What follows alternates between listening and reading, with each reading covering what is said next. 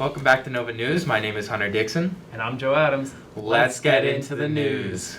I don't know about you guys, but this semester has flown by. Finals are already coming up in just a few short weeks. A whole school year in a pandemic. Almost done. We should be proud of ourselves because we did it. We survived and we succeeded.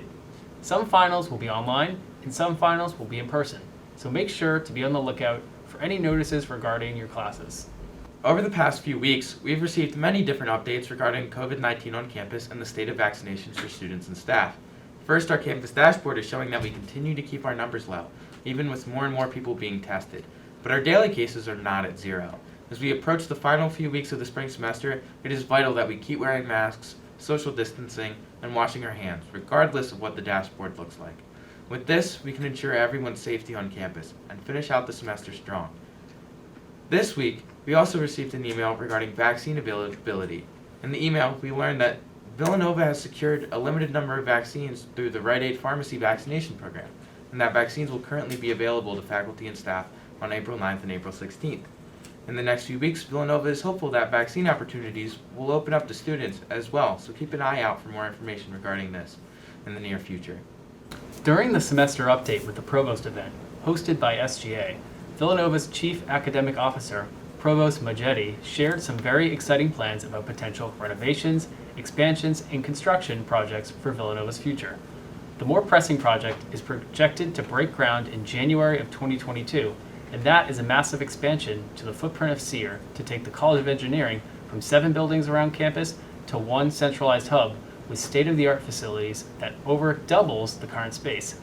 The next project on the timeline, according to Provost Majetti, is some major improvements to Falby Library, which will include improvements to the HVAC system, standardizing the floors between old and new Falby, while also increasing the building's footprint with some new spaces.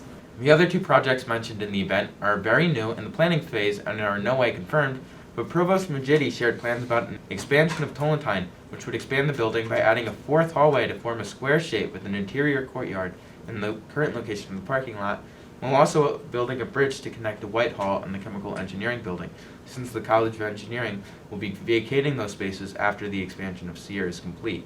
The other project that is in the idea phase is a new facility on the grounds of Moriarty Hall that would be home to the admissions office and would kick off all tours as a welcome center to Villanova's campus.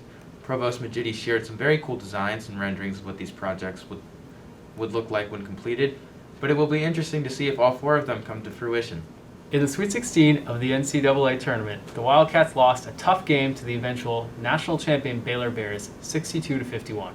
There were strong performances from Jermaine Samuels with 16 points, Justin Moore with 15 points, and Jeremiah Robinson Earl with 8 points and 12 rebounds. Despite the loss, an interesting stat posted on Nova Nationer's Instagram story showed how strong Villanova is during March Madness. Including the 2 national championships that Villanova won in 2018 and 2016, there have been 6 times within the last 20 years where Villanova has lost to an eventual champion, such as this year to Baylor, 2014 to UConn, and 2009 to North Carolina. This loss was not taken lightly by student body on March 27th, but we're looking forward to running it back next year. To add on to this loss, on March 31st, junior forward Cole Swider announced that he would be entering the transfer portal, and on April 3rd, he announced his decision to transfer to Syracuse University to play for Coach Boeheim and the Orange. We want to wish Cole Swider the best of luck playing for Syracuse, and we want to thank him for dedicating 3 years to playing Villanova basketball. On Friday, Villanova forward Jeremiah Robinson Earl also announced that he's declaring for the NBA draft. He tweeted, "After meaningful conversation with Coach Wright, family, and my trusted circle, I've decided to sign with an agent and declare for the 2021 draft."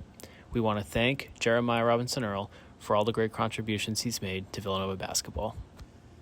That's it for this week's Nova News Update. I'm Joe Adams.